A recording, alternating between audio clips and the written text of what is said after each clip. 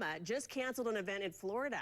Political science professor Jason Johnson joins us now live. Jason, this could be really tricky for the candidates because they really have to strike a very careful balance between campaigning and then handling a potentially major disaster. Right, and I think it's even more important for Barack Obama because he's got to look presidential during something that could be really catastrophic, but he also really wants to still compete in Virginia. And Northern Virginia, a key segment of that state for his campaign success, is most affected by this storm. And he gave up competing there, right, to be in Washington to keep an eye on this storm. I know Mitt Romney canceling events, too. People, though, they're bracing for power outages.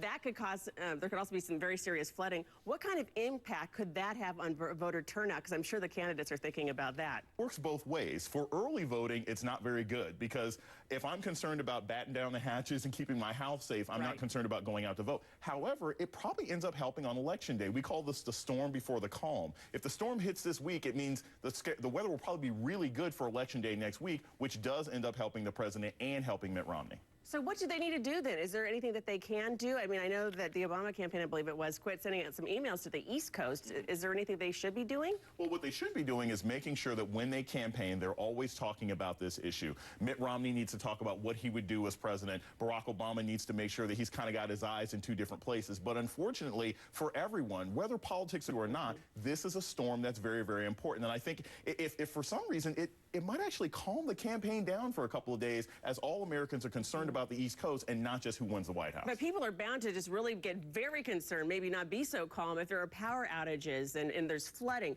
What do you do then if you're trying to vote? Well, if you can't vote because there's some sort of power outage, what I think this might mean is there could be an extension of early voting. There could actually be an extension of voting on election night. Look, if you've got 3 or 4 days that are missing in Virginia or Maryland or Washington, D.C. or New York, it would be within the power of a state board of elections to extend voting days. And I think that's what they should do.